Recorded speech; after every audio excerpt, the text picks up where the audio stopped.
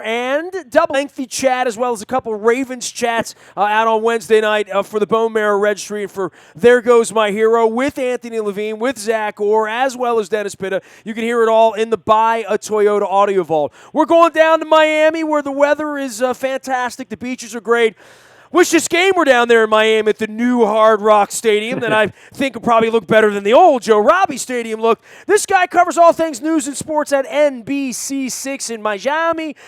He is Adam NBC6 on one Twitter, but his sports Twitter is A. Cooperstein. He is Adam Cooperstein. That's Kuperstein. Sounds like Cooperstown, Adam. So I already, that's an easy giveaway for any baseball fan down there in Miami, right? Yeah, exactly. That's the way you get it. And down here in Miami, you're right, the weather's sweet and beautiful, and it's always like that. And now our football team doesn't suck, which is kind of cool, too. Well, let me tell you, man, I got a lot of friends from Jupiter and West Palm and Weston and friends that I've gone to a million Dolphins games with down there. As a Ravens fan, we always come down there and win games. I've seen the crowds dwindle from Marino straight on through, all of the darker days of the last decade. I got friends that cover the team down there. They don't even know what this feels like. I mean, we're kind of spoiled around here. We're 6-5 and a part of first place. Everybody's bitching. Down there, they would have loved at any point during the Tom Brady era to say, we're 6-5 and have a piece of first place and a chance to host a playoff game. This is as good as it gets for the Dolphins, right? Well, we'll throw a parade if this team wins 10 games. Yeah, I don't even care if it's playoffs or not. That'll be parade-worthy. Hey, we got a coach who might actually get it for a change. Adam Gase seems like he understands how to do things. And I just want to thank you, Nestor, for not, when you mentioned the Marino years and then transitioning to all those quarterbacks, thank you for not mentioning the names because it brings back bad memories, like PTSD from after Fiedler, really, everyone. Cleo Lemon, Sage Rosenfels. You can go into Ray Gus Lucas. Farad. Wasn't he down there for a minute? Yep. Ray Lucas, yeah, forgot about that one. I'd rather you didn't bring up Trent Green's 2 games before he got knocked out. Boy, I don't remember that at all. I mean, I'm just trying to go through all the coaches, the Sabins, who's now a genius, who, you put Aquamarine on him, he couldn't get the kids to work on time, and Sticky Icky Ricky, and, Incognito. I mean, it's been more about scandal down there and who's going to coach the team than it really has been about winning games. And as I've said to a lot of folks this week, poor Cameron Wake, he doesn't know what to do with 7-4, does he? No, I told him after the game on Sunday. He didn't even realize this. I told him, you realize in your career, and it's been a pretty good one after coming from Canada, a little bit later on, but he's been with the Miami Dolphins for, 7-8 years? And he has, actually check that, it's been, 7 years. And so I said, in your years here, through 11 games, you guys have never won 7 of them. It's never happened before. The Miami Dolphins have not won 7 of the first 11 or better since 2003. So we don't know how to feel about this. This is totally uncharted waters for Dolphin fans. And so I think there's a little cautious optimism right now. It's not like everybody's jumping on the bandwagon and booking their Super Bowl trip yet. We know they could still very easily dolphin the next game and lose at Baltimore, and then everyone turns on them quickly. Is that a verb, Adam, to dolphin? Yeah, to dolphin. To dolphin is like, actually, let's see how I can put this. The dolphin is like what they almost did last week against San Francisco. They were up by 17, fourth quarter. Things are looking good. You're feeling like, okay, we're better than the 49ers. You're feeling like we're going to be 7-4. Absolutely. And then all of a sudden, fourth quarter rolls around, and the Niners score 2 quick touchdowns, actually a touchdown and a field goal, and then all of a sudden the Dolphins go 3 and out, and the Niners have a minute left, and they got the ball, and they're driving, and you're like, oh, God, this is so Dolphins. Here we go again. But they've been winning those games this year, and that's the difference. It's really just the one-score games that used to go against Miami.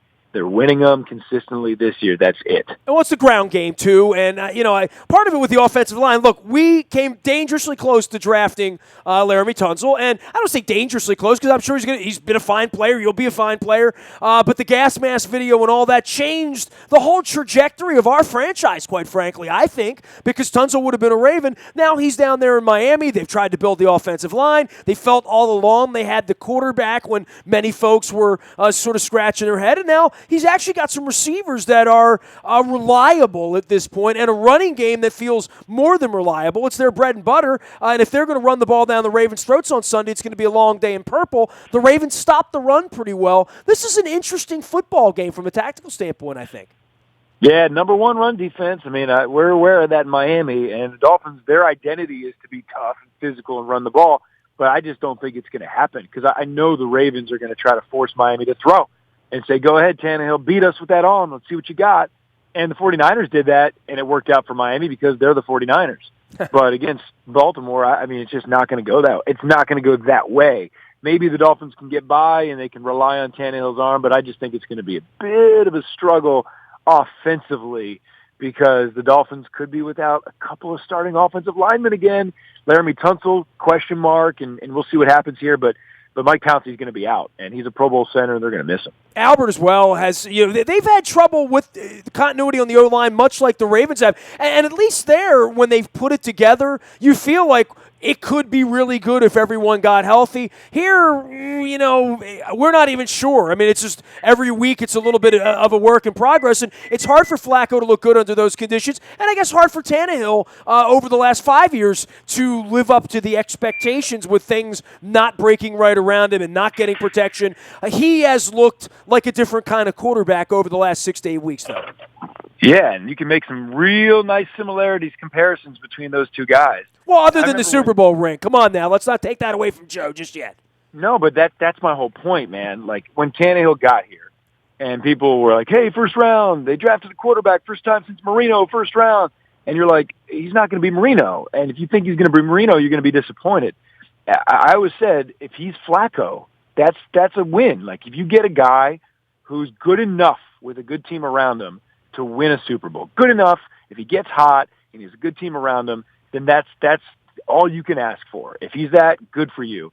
And for the last few years, you saw a bad offensive line, saw bad skill position players, and Ryan Tannehill was average. Hey, look what happened now. He's got a number one receiver in Devontae Parker. Young guy is getting better. He's got a running game with Jay Ajayi, and all of a sudden Ryan Tannehill looks a lot like Joe Flacco. Not peak Joe Flacco, not the Super Bowl year Flacco, but as you guys know, it matters who you've got around you. But a guy who's capable of winning 6 games in a row and making a team 7-4 and giving you a chance, right? I mean, right. But when does he move to that next level? I don't know. I mean, the next level would go win a playoff game, go get to the playoffs and win a game. They're on a pathway to do that. Do you think this is an aquamarine mirage, or do you really believe that they're going to be the wild card team this year? No, I wouldn't bet on it. If I had to, I mean, no. So it's the NFL. So these things are, these are coin flip games. Every single week there's these 50-50 balls, and, it really is a game of inches. And the Dolphins have been winning them. I think their luck's probably going to run out if I had to bet on it. And I'd say the Dolphins are not going to be a playoff team. But that's the reason, what you said before, the reason for optimism is that it looks like they finally are building something here with Adam Gase.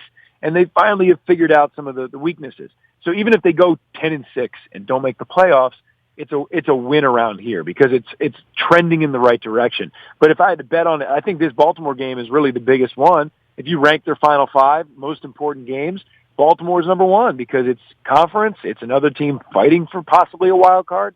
And this will probably tell you a lot about if the Dolphins do or don't make the playoffs. Well, then they got to go into the cold. They play the Jets on a Saturday night game, on the 17th when they move to the Saturdays. And then they have the Bills on Christmas Eve in Buffalo. And then they get the Patriots at home. Patriots might not need that game. There's a chance of that. But if the Patriots need it, that's trouble. So, yeah, this isn't an easy road for them by any stretch. And this might be their most difficult game.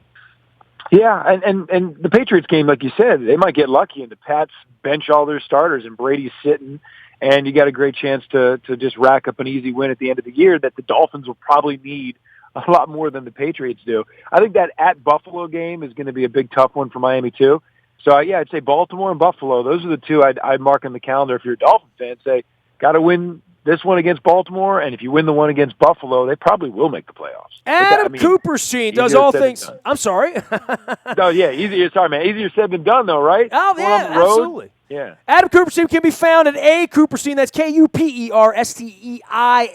down in Miami at NBC6. Nothing going on there last week with the Castro thing, right? I mean, I haven't had to talk about that with anybody this week. I mean, it's fascinating with Kaepernick, and and I'm grabbing Armando Salguero from the Miami Herald. That'll be in the Buy a Toyota Audio Vault as well here this weekend. The Kaepernick thing was amazing, but the timing of it, and then Castro dropping dead in the middle of the night Friday night, and then all hell breaking loose down there, Cayocho. And, I know you're on the news and the sports side down there. I don't profess to know all of it, right? Like, I've been to Cuba. I was there in 99 with the Orioles as one of the media members back when I was in the real media with the Orioles. I'm going down there again in 6 weeks, I hopefully on a vacation with my wife before the Super Bowl during that bye week. And, I can't imagine the stories, but if you know people that are from Cuba or Cuban descent, they all have a horror story about the murderer, Fidel Castro. And then there's Kaepernick, who comes in there, and there's not much that has united Dolphins fans. I've never heard that stadium loud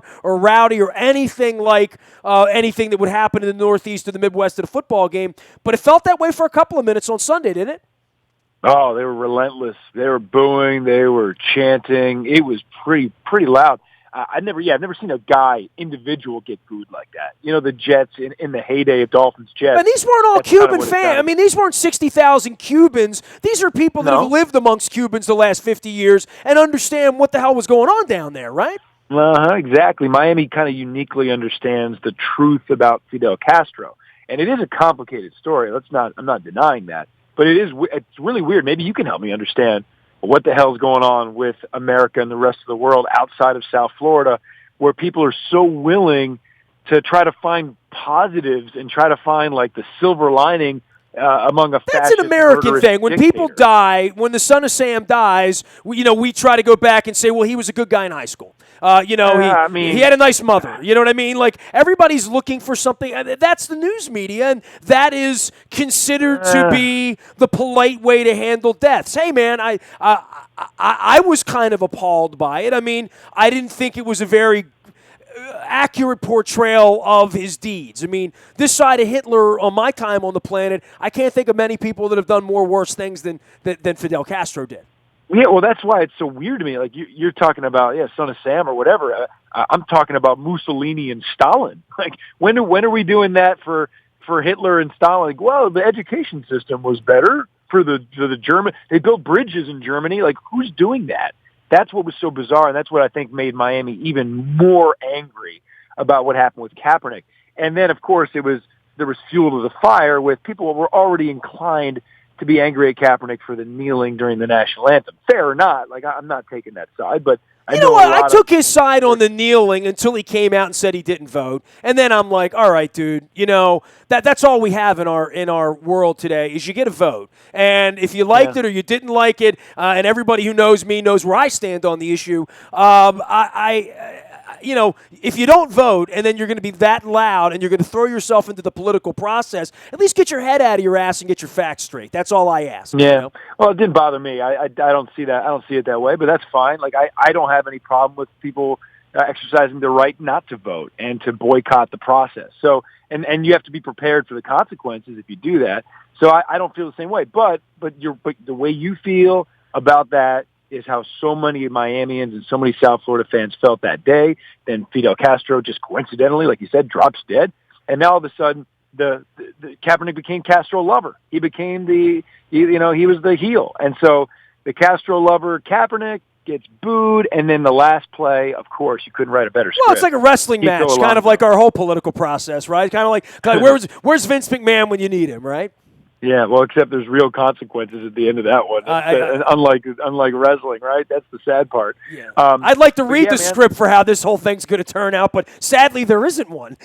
No, we have no idea. Yeah, even Vince McMahon couldn't come up with this one. But yeah, but how about the Kiko Alonso thing? All this, the only half Cuban Miami Dolphins player makes the final tackle, smothering Kaepernick to the cheer and delight of all the fans in Miami. It was a pretty crazy day. Beating a team that will finish 3-13 or like that. Either way. Hey, man, appreciate the conversation. It's great having you on. I see you were down in Rio at the Olympics. I see you get out and about a little bit down there at NBC6 in Miami. Any thoughts on the Rio Olympics? I mean, we talk about things that are wrong with the world. Boy, the Olympics and the World Cup now has been exposed as such a greedy, gnarly, nasty cash grab at the hands of the people, and I'm sure you reported on that down in Rio as well. Yeah, it made me a little uncomfortable about the whole thing. I mean, not uncomfortable enough to boycott. I still went down there and did the job, and I got paid by NBC to do it. But it's a little bit.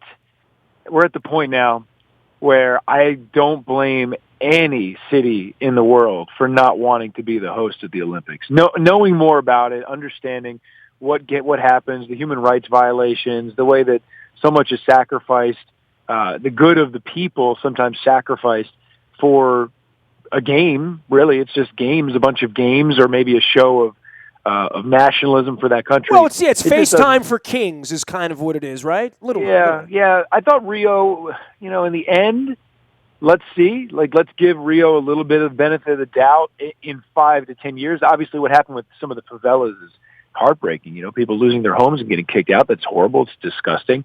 But they keep claiming, and we'll see about these educational opportunities and putting some of that money into schools. And until I see otherwise, let's hope that they actually follow through with that promise because, man, there are so many people in that country that need the assistance. It was pretty sad to see the way that so many people live so well in Brazil and then how bad it is in the favelas. Yeah, I was down there just chasing the Rolling Stones and U2 around about 10 years ago, trying to have some fun before the carnival. So, I saw it, and then I saw what, it became 10 years later on television. I thought NBC did a fantastic job, and my wife's glued to it. If there's somebody playing table tennis and it says it has the rings on it, she wants to watch it and hear the incredible story of the young Chinese lady. My wife buys in, but we do understand that it's a seedy business. There's no doubt about it. Hey, man, it's a great visit with you, man. Always love my time down there in Miami. Send me some stone crabs. I'm dying for them, Adam. Oh, well, you know what? I want some blue crabs. We can make ourselves a deal here. So I want some of those Maryland crabs. I'll meet you halfway, bro. Some Old Bay. We'll make a deal. Thanks for coming on. Appreciate the time, man. You got it. Adam Cooperstein, he does all things sports and news at NBC6 in Miami. He is Adam NBC6 on the news side and A. Cooperstein on the sports side. That's Kuperstein, and a great guest out of Miami as well. Fins and the Ravens getting it going on Sunday. Luke's on the backfields all week long. If there's any breaking news, it'll happen first on the WNST Tech Service. That is brought to you by Coons Ford of Security Boulevard. Dennis Colossus will be here on Thursday, driving you home from 3 until 5 and getting you ready for the weekend. We've had a huge week here. If you missed anything, check it all out at the Bayou Toyota Audio Vault. Download the TuneIn Radio app. You can listen all weekend long from anywhere in the world.